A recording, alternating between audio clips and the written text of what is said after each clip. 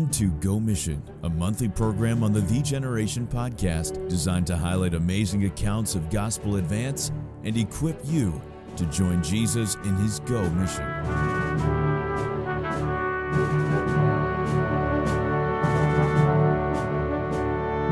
Hello once again. This is Mark Gillmore here with our GoMission podcast.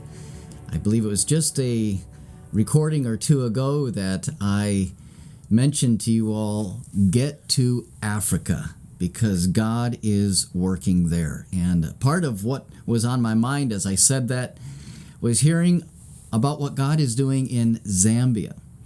And it is my privilege to sit down here today with Brother David Ray, who God has given the privilege to get to Zambia. Amen. And I want him to just share his heart, his vision, what he has seen happening there, and stir your heart with that land.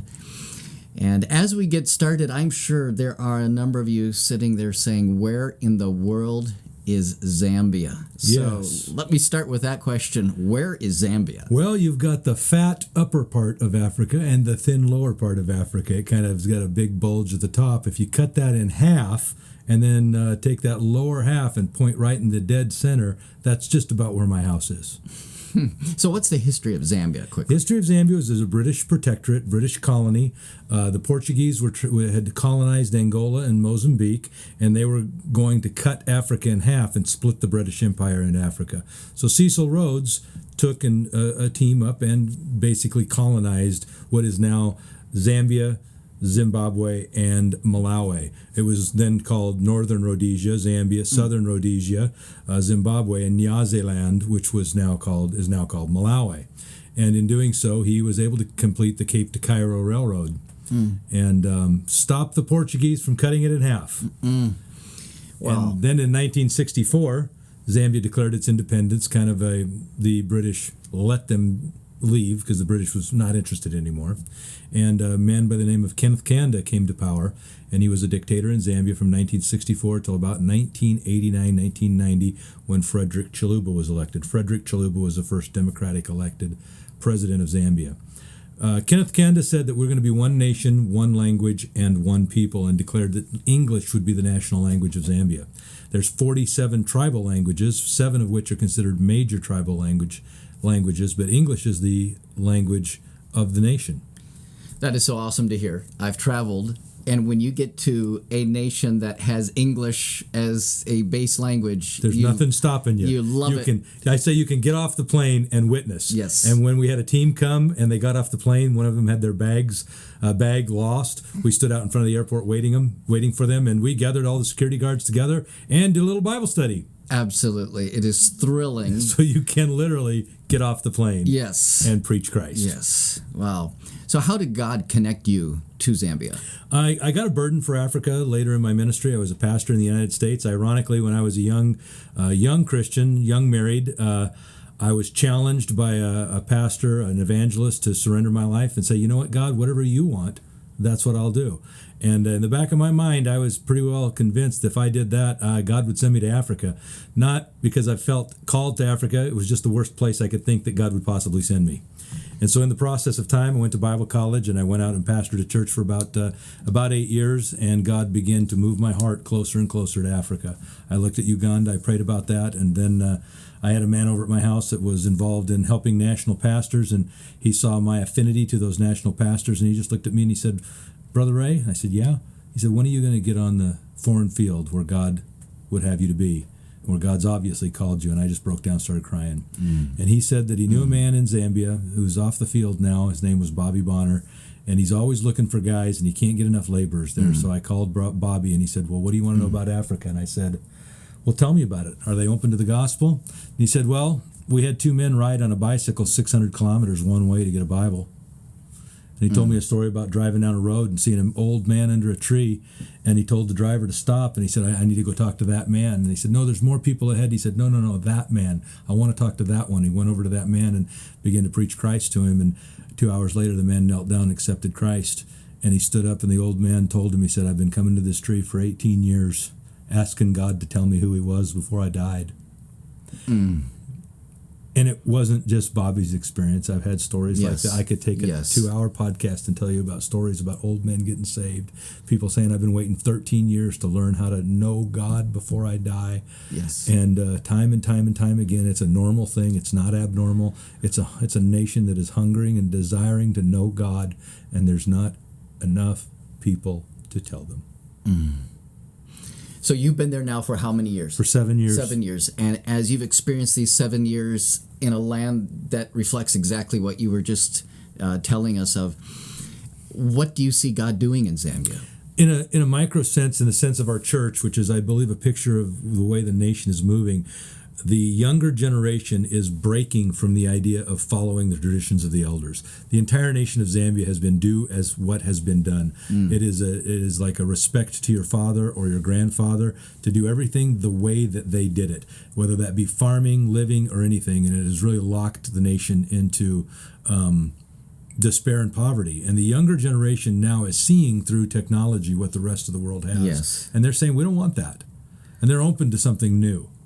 And we have got to reach them right now. It is a generational, in my opinion, it is a generational opportunity to capture an entire nation for Christ.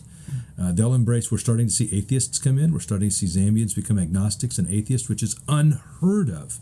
But it is this idea of they know what has been done does not work, but they have not been given biblical Christianity, which will work. Yes. I feel like even looking across the breadth of the world, but even especially in Africa, as these modern influences come in through technology, it actually, we can look at those voices and sometimes see the problems with it, but it actually also breaks down some of the old strongholds. It does. That once were controlling. It's a double-edged sword. Right. It brings openness to something new, but it also brings a direction of ungodliness and wickedness and rejection of Christ. So in Africa, it's like this technology is a little newer than, let's say, where we are here on the American side. Absolutely. So there is a window of time. There is a window of time that we have right now. Absolutely. And it's time to jump on that. It is time to jump on it. There's no question. You're a young person and you're looking out on the world, beginning to gain a vision like what we're talking about. Yeah. What would you say to a young person? How can they prepare? Get on a plane. Get on a plane, fly over, stay at my house, find a missionary wherever, and see it. You don't know what you need to be trained to do until you see what is needed to be done. You will find no better training than being on the field. And you say, well, how am I going to fund it? There's 1,000 ways you can fund it. Don't worry about that. God worries about that. Make a commitment to go. I do agree, and especially when we're talking about a land where you're going to have the common language. Yes. So you can show up and minister. Absolutely. You're not in this, this huge barrier of Right. language. You're right there to communicate. And the reality is I preached through Romans 1 through 7 and Galatians probably 3 to 4 times in the last 7 years. We go back to the same things and relay the same foundation. We've lost the need to lay the foundation of the gospel in American churches. There's an underlying assumption that everybody understands it, and they don't. And we're losing the gospel because it's not commonly being proclaimed. The idea that you can preach it over and over. Our young men understand the gospel, and they are preachers extraordinaire because we constantly preach it. We preach it to see people get saved, and we preach it to teach people how to tell people how to be saved. And because of that, you have a very narrow window of understanding of what you need to be effective.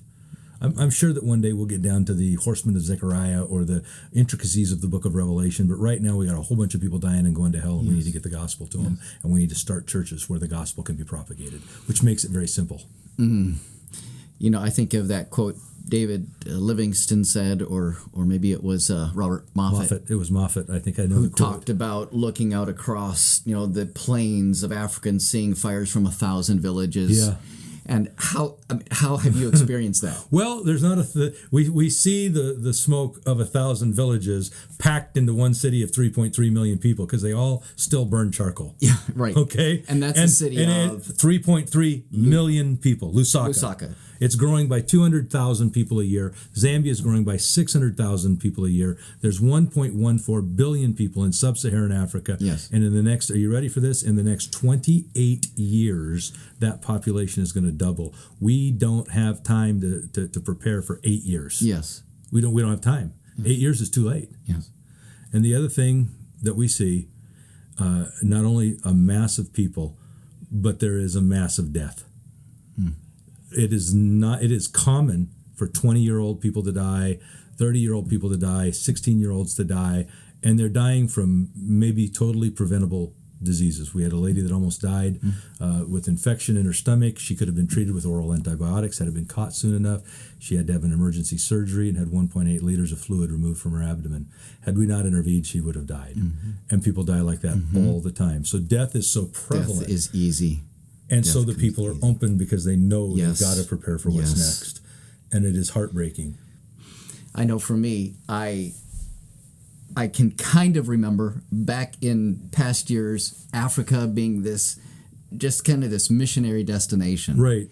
But since 2009, I've had the privilege of being in Africa over 20 times. And to me, Africa feels like home. It feels normal. Yeah. And I love that it's become normal. Yeah. Well, it's like Hawaii, only without the beaches and lots of garbage.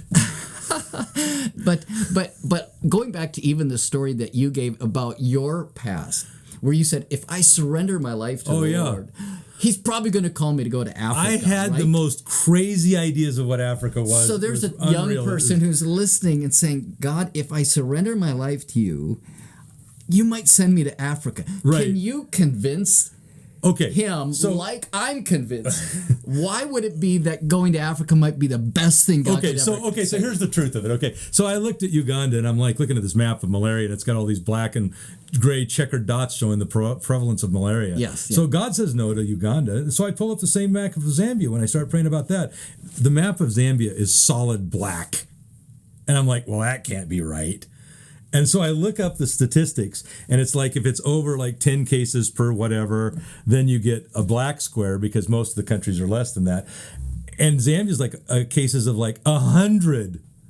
So it's just solid black. And malaria is endemic.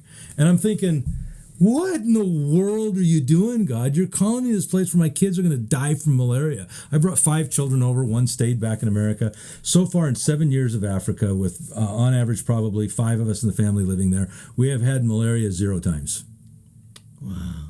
Now, why do we have malaria 0 times? Mm-hmm. We don't go out at night, mainly not because of malaria, but because the people on the roads drive crazy. Yeah. We live not in a high population area.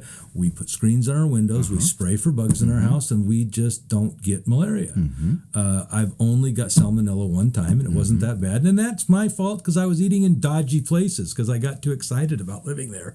The weather is beautiful in Lusaka. The highs are in the 90s for a few months of the year. The rest of the time, it's beautiful. It rains there, and I've got a little orchard that I planted in my backyard. I've got every type of citrus, apples, bananas, peaches, apricots, pomegranates, mangoes, figs. It's like guys come to my house and they're like, "This is like the Garden of Eden." Oh, just go to Africa for the fresh fruit. For the fresh fruit, it's unbelievable. It's delicious. And the quality of life is really good. If you come with some money, the quality of life is good.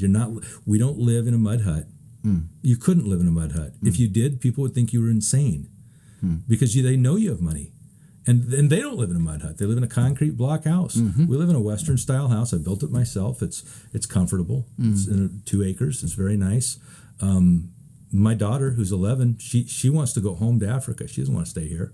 She wants to go back there. Yeah. It's really a nice place. The people are different. They're low key. They are not in a hurry.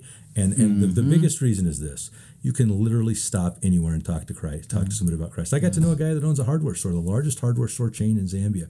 He said, I really want to hear more about this gospel. So he invited me to his private lodge in the Zambezi River. We took 2 speedboats up the river. He's got people there that run the whole thing. We stayed in a chalet that rents for $300 a night. He just put us up there for free, fed us, took care of us. We stayed there for a couple of days on a private game lodge. And This is preaching the gospel in Africa. We can preach from the state house to the street. Yes. From the slum to the highest levels of government. Speaking of government, that reminds me just of this open door that you have for Bible distribution. Could you just describe that a little bit? Years ago, I went and I met with a brigadier general. He's now retired, and he told us, he said, I asked him, I said, what can I do to help you? And he said, wow, I've never been asked that. And he sat back and he thought, and he said, I can put you on a military base and put 1,000 soldiers under a tent and let you preach the gospel to them. We want our military soldiers to get saved. And that was before I started deputation. I reconnected with him this last year. We're at a point in our ministry where I could do that physically. I feel it's okay, responsible enough to be away from the church at long periods of times, because we've trained nationals to run everything. He put me in contact with his counterpart. I met the new brigadier general, and he asked me if we could bring Bibles to every military officer, every military personnel in the Zambian Army, Air Force, Zambian National Service, Office of the President, immigration officers, and all branches of the police force. So we're right now putting together, and I think we've got it done, roughly 90,000 Bibles that are going to be shipped to Zambia. And we're going to get in a truck and drive all over the country and take Bibles into military police posts and military installations and preach Christ to all of these people. And if a young person wanted to come over and get practiced presenting the gospel, what an opportunity. Yes. You'll see Zambia, the real Africa. When you think of Bibles being distributed across the breadth and length of the country. Yep. Church planting all the way, and disciples and distributing tracts in little villages all the way there, the way back. That's the foundation for completing the Great Commission. It is. In that it nation. is. And then going back and discipling the pockets of believers that grow out of that and starting New Testament churches. Absolutely. What do you have in your life that would be more exciting than doing that? Just to give you an idea, the last time we took a trip to Mongu, we passed elephants crossing the road right in front of us, like deer. But they were bigger. That's fantastic. God's blessing us. It's exciting to live there. It's a wonderful place to live, and it's probably the best place to minister to in the world if you speak the English language. I don't know if there's anybody that listens to this podcast that speaks English. Well, young people, it's my privilege to remove the veil of fear that is coming over God's people and say this is a time to be on mission. Yeah. And as Brother Ray has said, go. Just get to Africa. Let it change your life. So as I always remind us, remember, the only way to stay at peace in a world of turmoil and uncertainty is to stay on mission with Jesus in his GoMission. Amen.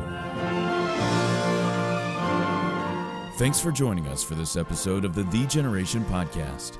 If this challenge stirred your heart, then you might want to join us this coming October for our annual The Generation Youth Summit. You can compete in exciting 4-way competitions and hear how your life can turn the world upside down. For more information, please visit thegeneration.org/summit. That's THEEgeneration.org/summit.